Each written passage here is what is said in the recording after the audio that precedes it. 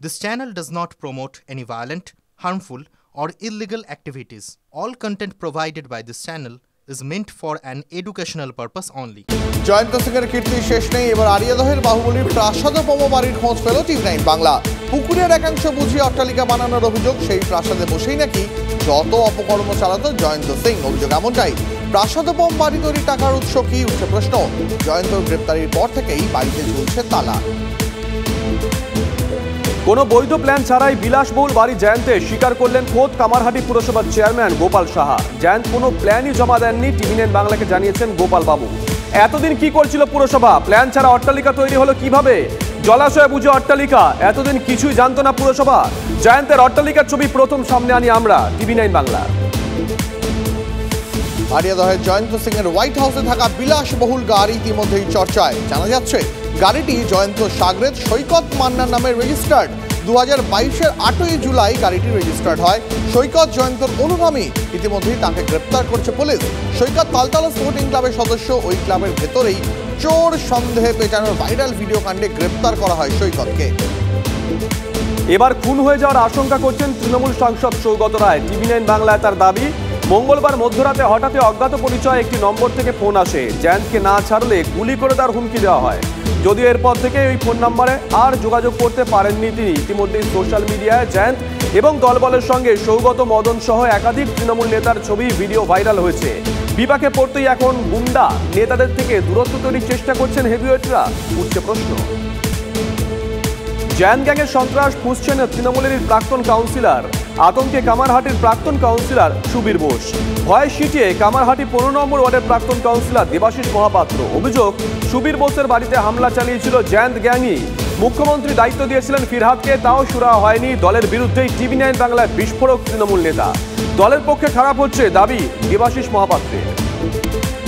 জয়ন্ত সিং এর আরও এক সাগরেদ প্রসেন ওরফে লালটু। সূত্রের খবর, জয়ন্তের নির্দেশ মতন সাজাদার কাজ করতেন এই প্রসেন।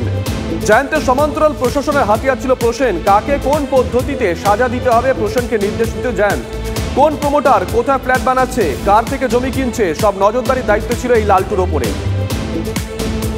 আরিয়াদহে চ্যাংদোলা করে পেটানোর ভিডিও শেয়ার করার জন্য রামপুরহাটের এক কলেজ ছাত্রকে তলব পুলিশের। বিজেপির দাবি, ভিডিও পোস্ট করার জন্য ছাত্রকে থানায় ডেকে চাপ দেওয়া হয়। সোশ্যাল মিডিয়ায় অডিও শেয়ার রাজ্য বিজেপির, যা পুলিশ কর্মীর সঙ্গে ওই কলেজ পড়ুয়ার কথোপকথন বলে দাবি গেরুয়া শিবিরের। আরিয়াদহে অত্যাচারে ভাইরাল ভিডিও পোস্ট করায় পুলিশি তলব। গ্রেপ্তারির আশঙ্কায় কলকাতা হাইকোর্টের দ্বারস্থ দুই ব্যক্তি। বেলঘরিয়া থানায় আজই পৃথ্বীরাজ মুখোপাধ্যায় এবং শুভম মণ্ডলকে ডেকে পাঠিয়েছে পুলিশ। গ্রেপ্তারি হওয়ার আশঙ্কায় হাইকোর্টের শুভম পৃথ্বীরাজ। মামলা দায়ের করার অনুমতি বিচারপতি অমৃতা সিনহার। এই ধরনের ভিডিও শেয়ার করেন কেন? এভাবেই তো হিংসা ছড়ায়, মন্তব্য বিচারপতির। ভাইরাল জয়ন্ত গ্যাংয়ের একের পর এক ভিডিও। অবশেষে আরিয়াদহ কাণ্ডে মুখ খুললেন মুখ্যমন্ত্রী মমতা নিশানায় অর্জুন সিং। 2021-এর ভিডিও দেখিয়ে ভোটে তৃণমূলকে ড্যামেজের চেষ্টা। যারা এই ঘটনা ঘটিয়েছেন তারা জেলে আছে।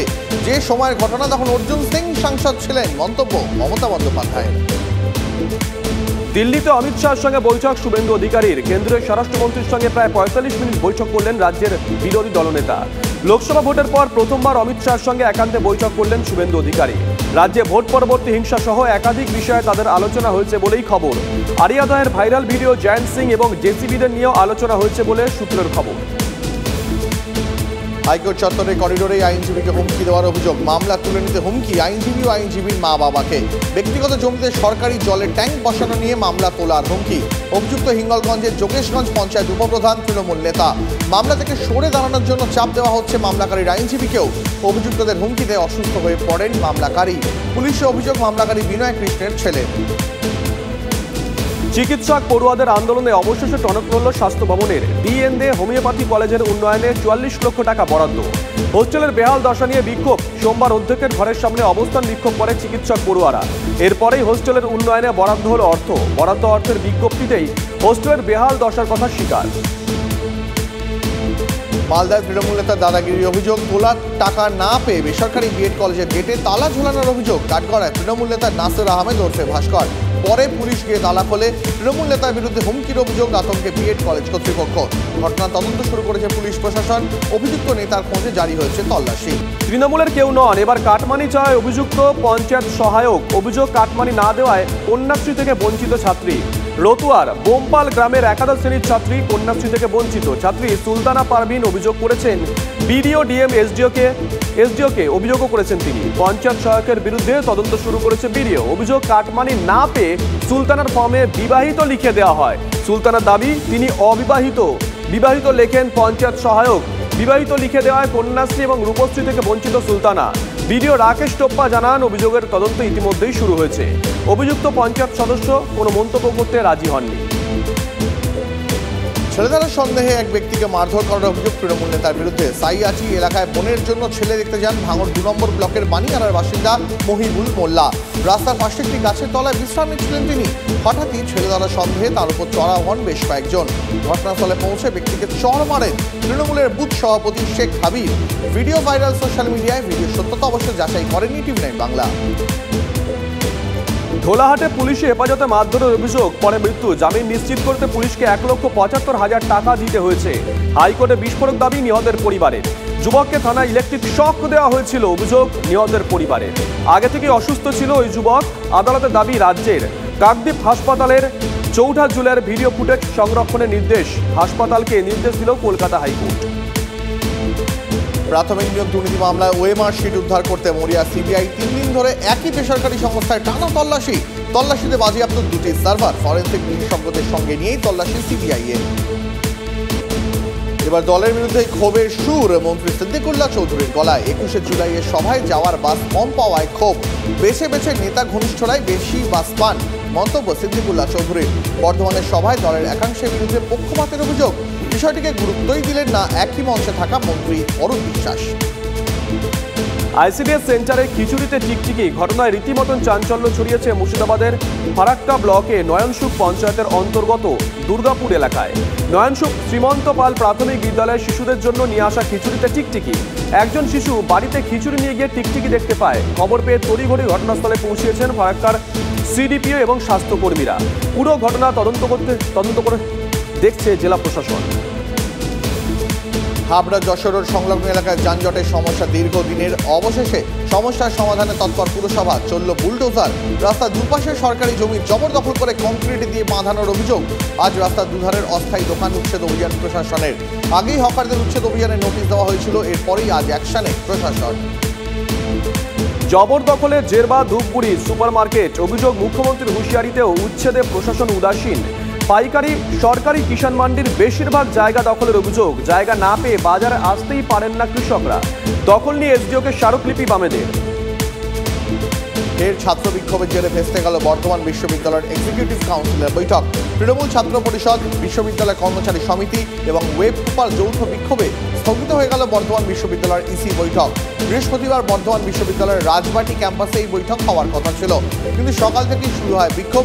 অন্তর্বর্তীকালীন উপাচার্য ইসি বৈঠক করতে পারেন না। এই সরকারি নিয়ম অমান্য করেই বৈঠক হচ্ছে বলে বিক্ষোভ ছাত্র, কর্মচারী এবং শিক্ষকদের একাংশের। বিশ্ববিদ্যালয়ের রেজিস্ট্রারকে ঘেরাও করে রাখা হয়। এরপর বৈঠক না করে ফিরে যান রেজিস্ট্রার। একাধিক বাড়ি থেকে টাকা গয়না চুরির অভিযোগ। হাতে নাতে পাকড়াও পাড়ারই এক ছেলে। অভিযুক্তকে গাছে বেঁধে শাস্তি গ্রামবাসীদের। পশ্চিম মেদিনীপুরের দাসপুর থানার সীতাপুর গ্রামের ঘটনা। অভিযোগ ছেলেটি প্রায়ই এলাকার বিভিন্ন বাড়ি থেকে সামগ্রী চুরি করে। আজ তাকে হাতে নাতে পাকড়াও করে এলাকাবাসী। ঘটনাস্থলে পৌঁছে যুবককে উদ্ধার করে দাসপুর থানার পুলিশ। শাসক দলের নিজেদের কাজিয়ে আটকে পথশ্রী প্রকল্পের কাজ। বিধায়কের গোষ্ঠী বনাম প্রাক্তন ব্লক সভাপতির গোষ্ঠী দ্বন্দ্বে আটকে কাজ। রাস্তায় কোন পক্ষ আগে মাটি ফেলবে তা নিয়ে তুঙ্গে কাজিয়া। ঠিকাদারকে হুমকি দেওয়ার অভিযোগ। মুর্শিদাবাদের রেজিনগরে রাস্তার কাজ বন্ধ হওয়ায় বিপাকে আমজনতা।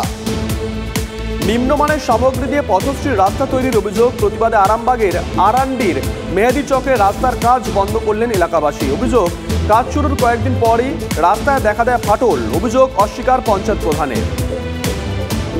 জলপাইগুড়ির গজলডোবায় জমি জবরদখল কাণ্ডে বিজেপি নেতা উত্তম রায়কে জামিন। তবে জমি দখল মামলায় এখনও জামিন পাননি তৃণমূলের 2 হেভিওয়েটের নেতা।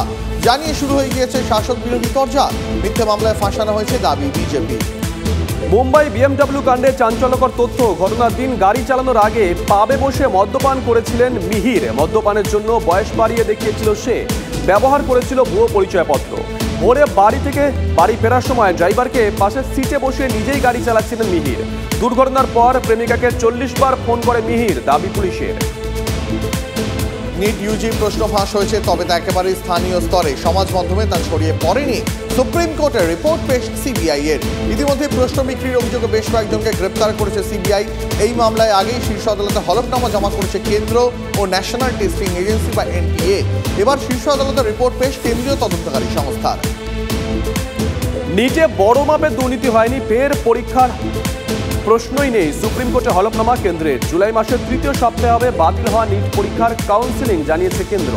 নিট মামলার শুনানিতে প্রশ্ন ফাঁস ও প্রাপ্ত নম্বরে গরমিলের অভিযোগ নিয়ে কেন্দ্র এবং ন্যাশনাল টেস্টিং এজেন্সির জবাব তলব করে শীর্ষ আদালত। প্রশ্ন ফাঁসে গ্রেপ্তার 47 জন, হলফনামা এনটিএ। আসামে ক্রমেই খারাপ হচ্ছে বন্যা পরিস্থিতি, লাফিয়ে লাফিয়ে বাড়ছে মৃতের সংখ্যা। মৃতের সংখ্যা এখনো পর্যন্ত বেড়ে হয়েছে 84। বন্যা দুর্গত কমপক্ষে 14 লক্ষ মানুষ। আসামের 10 জেলার অবস্থা সবচেয়ে খারাপ। বিপদসীমার ওপর দিয়ে বইছে ব্রহ্মপুত্রের জল। উত্তরপ্রদেশে বন্যা পরিস্থিতি আরও জটিল, মৃতের সংখ্যা বেড়ে 19। বিপর্যস্ত রাজ্যের 12টি জেলা। সবচেয়ে খারাপ অবস্থা মোরাদাবাদ, লখিমপুর, পিলভিটের। পরিস্থিতির ওপর নজর রাখছেন মুখ্যমন্ত্রী যোগী আদিত্যনাথ। আকাশপথে বন্যা পরিস্থিতির ওপর নজর, ত্রাণ শিবির পরিদর্শন করেন উত্তরপ্রদেশের মুখ্যমন্ত্রী। বন্যায় বিধ্বস্ত উত্তরাখণ্ড, হিমাচল প্রদেশে দুর্যোগে মৃতের সংখ্যা বেড়ে দাঁড়িয়েছে 22। উত্তরাখণ্ডের পাহাড়ি এলাকায় ব্যাপক ভূমিধস। উত্তর দিল্লির মুনাক খালের ব্যারেজে ফাটল দেখা দেওয়ায় বন্যার ছবি এলাকায়। বাসিন্দারা কোমর সমান জলে যাতায়াত করছেন। জলে তলিয়ে যাচ্ছে বাড়িঘর। বন্যার জলে পুরো এলাকা ব্যাপকভাবে ক্ষতিগ্রস্ত হয়েছে। বন্যা পরিস্থিতি খতিয়ে দেখতে দিল্লির নিকাশি ব্যবস্থা খতিয়ে দেখেন আপ নেতা তথা মন্ত্রী সৌরভ ভরদ্বাজ। আধিকারিকদের সঙ্গে লকগেট পরিদর্শন করেন তিনি।